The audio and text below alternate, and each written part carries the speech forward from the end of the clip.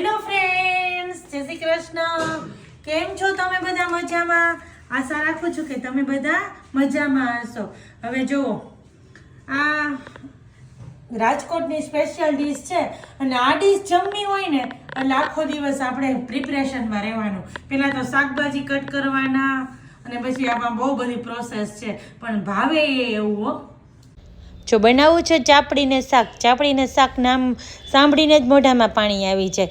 હવે સૌ પહેલાં મેં આદુ મરચાં અને લીલા લસણની પેસ્ટ કરી લીધી છે અને તમને બધું બતાવ્યું. એ શાકભાજી લઈ લીધું છે અને એને સરસ ચોખ્ખું કરી લીધું છે. હવે શાકભાજી નીતરે છે ને ત્યાં આપણે મુઠિયા બનાવવાના છે ને તો એ કરી લઈએ. તો ચણાનો લોટ લઈ લીધો છે, એમાં બધા બેઝિક મસાલા નાખ્યા છે અને આદુ મરચાં લસણની પેસ્ટ નાખી છે, લીલી મેથી કોથમરી લઈ લીધી છે, થોડો ખાવાનો સોડા અને અડધું લીંબુ નાખ્યું છે. મેં એમાં ગળાશ નથી નાખી. બધું મિક્સ કરી લીધું છે ને જોઈતા પ્રમાણમાં પાણી લઈ અને ગોળા વાળી લીધા છે, એટલે કે મુઠિયા વાળી લીધા છે.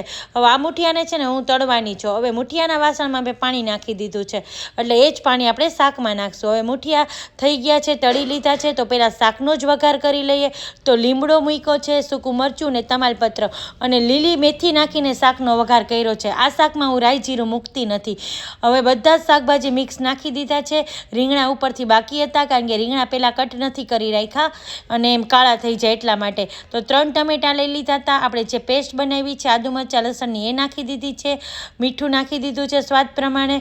લસણની ચટણી નાખી છે. બધા બેઝિક મસાલા નાખ્યા છે. હવે જો એકદમ સરસ તેલ છૂટું ન પડે ને ત્યાં સુધી શાક ચલાવી લેવાનું છે. અને મેં આમાં થોડું એવું કાશ્મીરી મરચું નાખ્યું છે, કારણ કે આ શાક થોડું લાલ પડતું હોય ને તો જ સરસ લાગે. હવે પાણી નાખી દીધું છે ને 2 વિસલ વગાડવાની છે. 2 વિસલ પછી જ મુઠિયા નાખવાના છે. ચાપડીનો લોટ બાંધું છું, એમાં થોડું ચડિયાતું મોણ છે, મીઠું નાખ્યું છે, થોડી હિંગ નાખી છે, સફેદ તલ અને મસરીને જીરું નાખ્યું છે. અને આ લોટ હું એકી સાથે નથી બાંધતી, થોડો થોડો બાંધું છું અને ચાપડી વારતી જાઉં છું. હવે જો વિસલ વાગે છે તો 2 વિસલ પછી આપણે થોડી વાર કુકરને થીજવા દેવાનું છે અને પછી ખોલવાનું છે અને પછી જ મુઠિયા નાખવાના છે. હવે ચાપડી અહીંયા જો હું 1 બાય 1 ઉતારવા માંડી છું. શિયાળામાં ચાપડી અને શાક ખાવાની તો બહુ મજા આવે.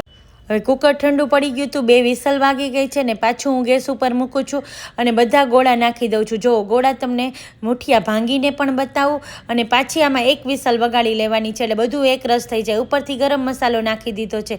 1 વિસલ વાગી ગઈ, શાકને ખોલી લીધું છે. હવે આપણે થાળી પીરસી લઈએ. તો થાળીમાં લઈ લીધી છે ચાપડી, મસ્ત મજાનું ગરમા ગરમ શાક છે, સલાડ છે, લાલ મરચું છે, લીંબુ છે, ફ્રાઈમ્સ છે, સાથે જો ચાપડી ભાંગીને પણ બતાવું અને ભગવાનને ધરેલો મોહનથાળ પણ છે.